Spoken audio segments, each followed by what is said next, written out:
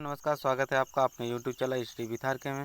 Friends, ये हम जो हमारा नेट जेआरएफ का सिलेबस है, ठीक, शास्त्रीय समाजशास्त्री परंपराएं, उसके अंतर्गत जो हमारे थिंकर हैं, शास्त्रीय समाजशास्त्री थिंकर, इसके अंतर्गत हमारी इमाइल दुर्खिम, मैक्स और कार्ल मार्क्स, मैं इन्हीं पे ये क्वेश्चन लेकर आया हुआ हूँ। ठीक है, तो ये हमारा जो टारगेट जेआरएफ सीरीज चल रहा है, तो इसमें क्या हमारा जो प्रैक्टिस सेट होगा, यहाँ तीसरा प्रैक्टिस सेट होगा। तो चलिए देखते हैं अपनी वीडियो पे हम। ठीक है, तो चलिए देखिए, हमारा पहला क्वेश्चन है समाजशास्त्री परंपरा और आधुनिकता है। ठीक है, समाजशास्त्री परंपरा और आधुनिकता है। हमारे ऑप्शन है मूल्य, विचार, परंपरा, सामाजिक संरचना। तो इसमें से जो सही हो जाएगा फ्रेंड, वो हमारा दूसरा सही हो जाएगा, विचार। ठीक है, ऑप्शन नंबर बी, विचार। चलिए अपने अगले क्वेश्चन देखते हैं। क्वेश्चन नंबर टू है समाजशास्त्री परंपरा और आधुनिकता किसका सम्मिलित रूप है? तो मूल्य और परंपरा का, मूल्य और संस्था का, समूह का, सामूहिक संस्था का। तो इसमें से हमारा जो सही हो जाएगा फ्रेंड, वो कौन सा सही हो जाएगा? दूसरे वाला, बी, मूल्य और संस्थाओं का। ठीक है, चलिए क्वेश्चन नंबर 3 पे चलते हैं। तीसरा है सामाजिक विरासत के तत्व हैं मूल्यों की व्यवस्था, सामाजिक संरचना, व्यक्तित्व की संरचना, या ये सभी। तो इसमें से हमारा जो सही हो जाएगा फ्रेंड, वह कौन सा हो जाएगा? सामाजिक विरासत, ये सभी हैं। ठीक है, सामाजिक संरचना है, व्यक्तित्व की संरचना है, मूल्यों की व्यवस्था है, ये सभी। देखिए फ्रेंड, आप लोगों को ये अगर वीडियो ये अच्छा लगता हो, ठीक, और आप लोगों के लिए हेल्पफुल रहता है, तो मैं यही कहता हूँ कि आप लोग जो इस वीडियो को लाइक कर दे, शेयर कर दे, और अभी तक हमारे चैनल को आप लोग सब्सक्राइब नहीं किए, सब्सक्राइब कर लीजिए। मैं पर डे जो है 100 क्वेश्चन प्रैक्टिस से डालता हूँ, तो आप जो प्रैक्टिस से ज़रूर कीजिए। चलिए अपने अगले क्वेश्चन चलता हूँ। मेरा अगला क्वेश्चन है 4, परंपरा का अर्थ किस काल में विकसित हुआ है? तो प्राचीन काल में, मध्यकाल में, आधुनिक काल में, या मध्य आधुनिक काल में। तो इसमें से हमारा जो सही हो जाएगा 4 का हमारा सी वाला, आधुनिक काल में। ठीक है, परंपरा का विकास जो है आधुनिक काल में हुआ है। चलिए क्वेश्चन नंबर 5, समाजशास्त्री परंपरा के विद्वान निम्नलिखित में से कौन है? इमाइल दुर्खिम है, मैक्स वेबर हैं, कार्ल मार्क्स है, या ये सभी हैं? तो हम पहले बता दिए, शास्त्रीय समाजशास्त्री के अंतर्गत हमारे ये सभी आते हैं। ठीक है, मैक्स वेबर, कार्ल मार्क्स और इमाइल दुर्खिम। तो ऑप्शन हमारा डी। चलिए अगले क्वेश्चन पे, इमाइल दुर्खिम किस देश का समाजशास्त्री था? तो ये हमारे किस देश के थे? फ्रांस के थे, ऑप्शन ए। ठीक है, चलिए क्वेश्चन नंबर 7, इमाइल दुर्खिम का सामाजिक तथ्य किस विषय पर आधारित है? तो धर्म पर, आत्महत्या पर, श्रम विभाजन पर, या ये सभी पर? तो हमारे जो 7 का हो जाएगा फ्रेंड, 7 का डी। इमाइल दुर्खिम जो सामाजिक तथ्य था, वह आत्महत्या, धर्म और श्रम विभाजन, ये सभी पर आधारित था। ठीक है, चलिए क्वेश्चन नंबर 8, समाजशास्त्र को समाज का अध्ययन करने वाला विज्ञान किसने कहा है? तो हमारे कार्ल मार्क्स हैं, दुर्खिम है, मैक्स वेबर हैं, या फिर एडवर्ड सेड हैं? तो इसमें से जो सही हो जाएगा फ्रेंड, हमारा कौन सा चीज़? 8 का हमारा बी। ठीक है, 8 का हमारा बी सही हो जाएगा, इमाइल दुर्खिम। ठीक है, चलिए आगे चलते हैं। क्वेश्चन नंबर 9, दुर्खिम ने समाजशास्त्र में घटित होने वाली घटनाओं का कारण किसे बताया है? व्यक्ति को, परिवार को, समाज को, धर्म को? तो इसमें से जो सही हो जाएगा फ्रेंड, कौन हो जाएगा? जो हमारे जो समाज में जो भी घटनाएं घट रही हैं, उसके पीछे किसका हाथ है? तो हमारा 9 का सी, समाज का। ठीक है, देखिए इमाइल दुर्खिम जो है समाज को ही सब कुछ मान के बैठे हैं। उनका कहना है कि समाज में कोई घटना या कोई परेशानी होती है, ठीक है, कोई भी घटना घटित होती है, उसके पीछे समाज का हाथ होता है। चलिए क्वेश्चन नंबर 10, दुर्खिम ने किसे प्रधानता देने की बात कही है? व्यक्ति को, विचारों को, समाज को, या नैतिकता को? तो इसमें से जो सही हो जाएगा फ्रेंड, वो हमारा कौन सा हो जाएगा? सी, समाज को। ठीक है, ये समाज को सर्वोपरि मानते हैं। चलिए क्वेश्चन नंबर 11, दुर्खिम के अनुसार समाज किसका एक ही तंत्र है? दुर्खिम के अनुसार समाज किसका एक ही तंत्र है? परंपरा का, संरचनावाद का, आधुनिकता का, या प्रकार्यवाद का? तो इसमें से जो सही हो जाएगा फ्रेंड, हमारा कौन सा सही हो जाएगा? 11 का। ठीक है, 11 का जो हमारा सही हो जाएगा वहाँ डी, प्रकार्यवाद का। ठीक है, चलिए क्वेश्चन नंबर 12, प्रकारवाद की विवेचना दुर्खिम ने अपनी किस पुस्तक में की है? तो द सुसाइड, ठीक। सोशियोलिज्म the division of labour in society, educational, moral. तो इसमें से जो सही हो जाएगा फ्रेंड वो कौन सा सही हो जाएगा, इसमें से हमारा C, the division of labour in society. ठीक है, चलिए अगले क्वेश्चन चलते हैं। क्वेश्चन नंबर 13, समाज की वास्तविक इकाई किसे माना गया है? तो नैतिकता को, धर्म को, परिवार को या व्यक्ति को? तो इसमें से किसको माना गया है फ्रेंड? इसमें से 13 का हमारा कौन सा हो जाएगा, ए, नैतिकता को। ठीक है, ए, ऑप्शन ए करेक्ट हो जाएगा। चलिए क्वेश्चन 14, दुर्खिम के समाजशास्त्री सिद्धांत की अवधारणा उनकी किस पुस्तक में वर्णित है? तो किस पुस्तक में वर्णित है फ्रेंड? हमारे ऑप्शन है the rules of sociological method, suicide, education and society, sociology and philosophy. तो इसमें से कौन सा सही हो जाएगा फ्रेंड? हमारा 14 का हमारा A, the rules of sociological method. ठीक है, चलिए अगले क्वेश्चन चलते हैं। दुर्खिम का सामाजिक तथ्य का विचार फिर डट के व्यक्तिवादी विचार से भिन्न है? तो मैक्स वेबर से भिन्न है, कार्ल मार्क्स से भिन्न है, स्पेंसर से भिन्न है या गिटजेस से भिन्न है? तो इसमें से जो सही हो जाएगा कौन सा हो जाएगा फ्रेंड? स्पेंसर से भिन्न है। ठीक है, इमानुएल दुर्खिम जो सामाजिक तथ्य का विचार है वह किससे भिन्न है? स्पेंसर से। चलिए क्वेश्चन नंबर 16, दुर्खिम ने समाजशास्त्री अध्ययन के लिए किसे अवैज्ञानिक माना है? तो व्यक्ति को माना है, समाज को माना है, सामाजिक तत्व को माना है या इनमें से कोई नहीं? तो इसमें से जो हमारा सही हो जाएगा फ्रेंड वो कौन सा सही हो जाएगा? व्यक्ति को। ठीक है, व्यक्ति को जो है ये समाजशास्त्री अध्ययन में अवैज्ञानिक माने हैं। चलिए ये 17 पे, समाजशास्त्र को सामाजिक तथ्यों का अध्ययन किसने बतलाया है? तो कार्ल मार्क्स ने, स्पेंसर ने, दुर्खिम ने, गिटजे। तो इसमें से हमारा जो सही हो जाएगा फ्रेंड वो कौन सा हो जाएगा? ऑप्शन सी, इमानुएल दुर्खिम ने समाजशास्त्र को जो है सामाजिक तथ्य का अध्ययन करने के लिए बताया। ठीक है, चलिए आगे चलते हैं। क्वेश्चन नंबर 18, किसने कहा था कि सामाजिक तथ्यों को वस्तुओं की तरह समझाना चाहिए? इमानुएल दुर्खिम ने, मैक्स वेबर ने, हर्बर्ट स्पेंसर ने, ऑगस्ट कॉम्टे ने। तो इसमें से हमारा जो सही हो जाएगा फ्रेंड वो कौन सा हो जाएगा? इमानुएल दुर्खिम ने। ठीक है, सामाजिक तथ्य की बात हमारे इमानुएल दुर्खिम करते हैं।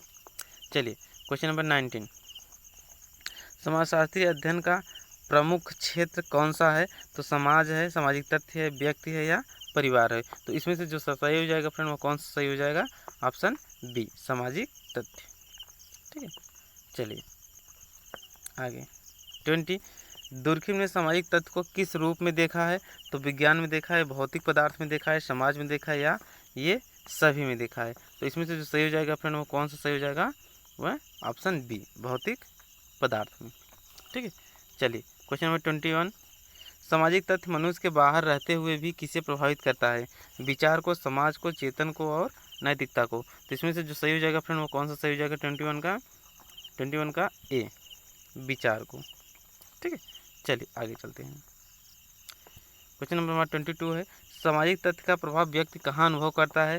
बाह्यपन में, आंतरिकता में, सार्वभौमिकता में या वस्तुनिष्ठता में? तो इसमें से हमारा जो सही हो जाएगा फ्रेंड वो कौन सा सही हो जाएगा? वह बी, आंतरिकता में। ठीक है, चलिए 23, किसने यह विचार दिया है कि सामाजिक तथ्य का स्वरूप सार्वभौमिक होता है? 23 का हमारा कौन सा सही हो जाएगा फ्रेंड? दुर्खिम, इमानुएल दुर्खिम कहते हैं कि सामाजिक तथ्य जो हमारा होता है वह सार्वभौमिक होता है, हर जगह पाया जाता है। चलिए 24, सभी व्यक्तियों की चेतन अवस्था को समान रूप से प्रभावित करता है? समाज, धर्म, नैतिकता, सामाजिक तथ्य। तो इसमें से जो सही हो जाएगा फ्रेंड 24 का हमारा डी, सामाजिक तथ्य। ठीक है, चलिए आगे 25 है हमारा, दुर्खिम ने आत्महत्या को किस प्रकार की घटना माना है? सामाजिक माना है, व्यक्तिगत माना है या तनाव माना है? और यहाँ पे जो हमारा एक फ्रेंड है हमारा पारिवारिक है। ठीक है, पारिवारिक, ये आया नहीं है। ठीक, तो पारिवारिक, इसमें तो फ्रेंड कौन सा सही हो जाएगा हमारा 25 का जो सही होगा हमारा बी वाला सही होगा, व्यक्तिगत। ठीक है, चलिए आगे चलते हैं। अगला क्वेश्चन हमारा है 26, दुर्खिम के अनुसार आत्महत्या आनुवंशिकता व तनाव के कारण नहीं बल्कि फिर डॉट डॉट दिया है के कारक के कारण होती है, तो राजनीतिक व्यवस्था के कारण, सामाजिक संरचना के कारण, मनोविज्ञान के कारण या वैवाहिक स्थिति के कारण। तो इसमें से जो सही होगा फ्रेंड कौन सा होगा? Option B. ठीक है, ऑप्शन बी, सामाजिक संरचना के कारण। तो इमाइल दुर्खिम कहते हैं कि जो समाज होता है, समाज इस तरह से बनावट उसकी होती है कि व्यक्ति जो है उसमें आत्महत्या करने के लिए मजबूर हो जाता है। चलिए, आत्महत्या की प्रवृत्ति को किस प्रकार कम किया जा सकता है? तो समाज की धार्मिक एकता, एकात्मकता, या व्यक्तिगत, या पारिवारिक, या सामूहिक। तो इसमें से कौन सा सही हो जाएगा फ्रेंड 27 का? तो 27 का हमारा ए सही हो जाएगा। ठीक है, समाज की धार्मिक एकात्मकता को। चलिए देखिए, हमारी इमाइल दुर्खिम जो है कैथोलिक धर्म और प्रोटेस्टेंट धर्म, कई धर्मों को लेकर के जो है आत्महत्या पर जो है सर्वे किया था। तो उन्होंने बताया था कि सबसे ज़्यादा कैथोलिक में होता है, प्रोटेस्टेंट में होता है। तो धर्म के आधार पर भी हमारी आत्महत्याएं बढ़ती और घटती हैं। चलिए, क्वेश्चन नंबर 28, निम्नलिखित में से किसने समाजशास्त्र में विश्लेषण की एक विधि को प्रकारवाद का नाम दिया है? तो 28 का हमारा जो हो जाए कौन सा हो गया फ्रेंड? दुर्खिम हो जाएगा। ठीक है, विश्लेषण की एक विधि को प्रकारवाद हमारे कौन मानते हैं? Email Durkheim. क्वेश्चन नंबर 29, प्रकार्यात्मक सिद्धांत का उद्देश्य किसी भी समूह, समाज, संगठन और संस्कृति की इकाइयों को ज्ञात कर उनके प्रकारों को बताना है। यह कथन किस विद्वान का है? तो मालिनोव्स्की का है, कि सोरोकिन का है, ब्राउन का है, या फिर दुर्खिम का है? तो हमारा इसका जो ऑप्शन सही हो जाएगा वो कौन सा हो जाएगा? Email Durkheim, option D. ठीक है, चलिए क्वेश्चन नंबर 30, निम्नलिखित में से किसने प्रत्यक्ष अप्रत्यक्ष प्रकारों की अवधारणा विकसित की है? तो प्रत्यक्ष अप्रत्यक्ष जो प्रकार है उसकी अवधारणा किसने विकसित की है? हमारे ऑप्शन है फ्रेंड Talcott Parsons, Emile Durkheim, Robert K Merton और ब्रोनिस्लो मालिनोव्स्की। तो इसमें से जो सही हो जाएगा फ्रेंड वो कौन सा सही हो जाएगा? हमारा 30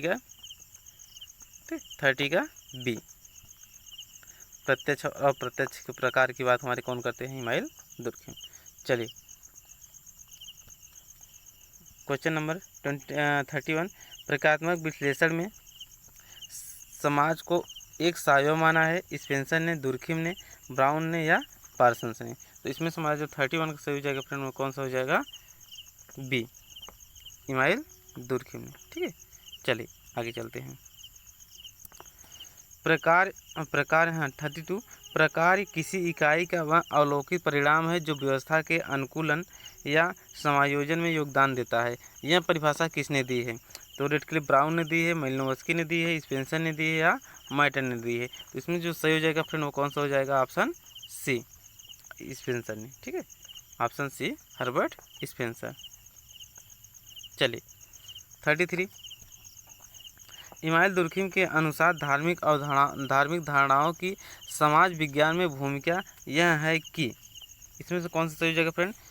इसमें देखिए हमारे ऑप्शन है, वे व्यक्तियों को आंतरिक तथा बाह्य खतरों का मुकाबला करने में सक्षम बनाते हैं। और बी है, वे व्यक्तियों को धार्मिक अनुष्ठानों तथा औपचारिकता को पूरा करने के अवसर प्रदान करते हैं। और सी है, वे व्यक्तियों को आदि दैविक का अनुभव करने के लिए सक्षम बनाते हैं। और हमारा डी वाला है, वे व्यक्तियों को उनके सामाजिक जीवन में मजबूत कारक प्रदान करते हैं। तो इसमें से जो सही हो जाएगा फ्रेंड वो कौन सा हो जाएगा? हमारा ऑप्शन डी। ठीक है, ये व्यक्तियों को उनके सामाजिक जीवन में मजबूत कारक प्रदान करती है। चलिए 34, दुर्खिम ने अपनी किस रचना में आधुनिक और पारंपरिक समाजों में धर्म बताया है? तो the division of labour, suicide, sociology, या एजुकेशन, मोरल? तो किसमें बताया है फ्रेंड? हमारा 34 का जो सही हो जाएगा वो कौन सा हो जाएगा? A, the division of labour in society. ठीक है, चलिए 35, आधुनिक समाज किससे संचालित होता है? परंपरा से, समाज से, स्वनियम से, या व्यक्ति से? तो इसमें से जो सही हो जाएगा फ्रेंड कौन सा सही हो जाएगा? हमारा सी, स्वनियम से। आधुनिक समाज जो है स्वयं के नियम से संचालित होता है। चलिए 37, दुर्खिम ने व्यक्ति के स्थान पर किसकी प्रक्रियाओं के अध्ययन की बात कही है? तो 37 का हमारा जो सही हो जाएगा फ्रेंड वो कौन सा हो जाएगा? सी, संस्था की, विचार की, समाज की, या परिवार की? तो इसमें जो ऑप्शन सही होगा फ्रेंड वो कौन सा होगा? समाज की। ठीक है, चलिए सुसाइड किसकी रचना है? सुसाइड किसकी रचना है? तो ये हमें बताना है मैक्स वेबर की है या कार्ल मार्क्स की है, मर्टन की है, इमाइल दुर्खिम की है। तो इसमें जो हमारा सही हो जाएगा कौन सा हो जाएगा, इमाइल दुर्खिम, ऑप्शन सी। ठीक है, चलिए ऑप्शन सी। दुर्खिम की प्रसिद्ध रचना सोशलिज्म कब लिखी गई थी? तो ये कब लिखी गई थी फ्रेंड? 1922 में, 1924 में, 1925 में या 1928 में। तो इसमें से जो सही हो फ्रेंड वो कौन सा है हमारा, डी। ठीक है, 1928 में ये सोशलिज्म जो आई थी 1928 में प्रकाशित हुई। चलिए क्वेश्चन नंबर 40, मैक्स वेबर किस देश के समाजशास्त्री विद्वान था? तो जर्मनी के, फ्रांस के, रूस के, अमेरिका के। तो इसमें से जो सही हो जाएगा फ्रेंड 40 हमारा जो सही होगा वहाँ कौन सा होगा, ए, जर्मनी के। मैक्स वेबर कहाँ के थे? जर्मनी के थे। चलिए 41, समाजशास्त्र के प्रत्यक्षवादी विद्वान निम्नलिखित में से कौन है? तो मैक्स वेबर हैं, कार्ल मार्क्स है, इमाइल दुर्खिम है या कार्ल मार्क्स हैं। तो इसमें जो सही हो जाएगा फ्रेंड वो कौन सही हो जाएगा हमारा, ए, प्रत्यक्षवाद की बात हमारे कौन करते हैं, इमाइल मैक्स वेबर। ठीक है, प्रत्यक्षवादी विद्वान कौन है तुम्हारे, मैक्स वेबर हैं। चलिए 42, मैक्स वेबर ने समाजशास्त्र की व्याख्या किस रूप में की है? व्याख्यात्मक में, निर्वचनात्मक में, विश्लेषणात्मक में या इन सभी में। तो हमारा 42 को कौन सा हो जाएगा फ्रेंड, बी। ठीक है, विवेचनात्मक। चलिए अब आगे 43, वेबर ने सामाजिक क्रिया का अध्ययन किस रूप में किया है? तो सामाजिक क्रिया को शारीरिक क्रिया में से अलग, सामाजिक क्रिया को शारीरिक क्रिया के साथ, सामाजिक क्रिया का सांस्कृतिक क्रिया के साथ, उपरोक्त में से कोई नहीं। तो इसमें से जो सही हो जाएगा फ्रेंड वो कौन सही हो जाएगा हमारा, ऑप्शन ए। ठीक है, सामाजिक क्रिया को सामाजिक क्रिया से अलग, ये हमारा सही हो जाएगा। चलिए 44, वेबर ने अपनी अध्ययन विधि को किस रूप में वर्णित किया है? तो विश्लेषणात्मक, सामाजिक विधि, आदर्श विधि, तार्किक विधि। तो इसमें से जो सही हो जाएगा फ्रेंड वो कौन सा सही हो जाएगा हमारा, 44 का सी, आदर्श विधि। ठीक है, 44 का आदर्श विधि। चलिए 45, वेबर ने आदर्श विधि को किस तरह की अवधारणा बताया है? ठीक है, आदर्श विधि को किस तरह की अवधारणा बताया है? तो ऑप्शन हमारे हैं सामाजिक, नैतिक, सांस्कृतिक या मानसिक। तो इसमें से जो सही हो जाएगा फ्रेंड वो कौन सा सही होगा, डी, मानसिक। ठीक है, चलिए आगे चलते हैं 46, आदर्श प्रारूप को कितने स्तर में वर्णित किया जा सकता है? तो आदर्श प्रारूप को कितने भागों में जो है बांटा गया है ये पूछ रहा है फ्रेंड। तो 2 में, 3 में, 4 में, 5 में। तो ये हमारा कौन सा सही हो जाएगा फ्रेंड, बी, 3 में। ठीक है, आदर्श प्रारूप को 3 भागों में बांटा गया। चलिए आदर्श प्रारूप का 47, आदर्श प्रारूप का ऐतिहासिक तथ्य किस रूप में देखा जा सकता है? अधिकारी तंत्र, सामंतवाद, आधुनिक पूंजीवाद या ये सभी। तो हमारा 47 का जो सही होगा फ्रेंड वो कौन सा हो जाएगा, डी।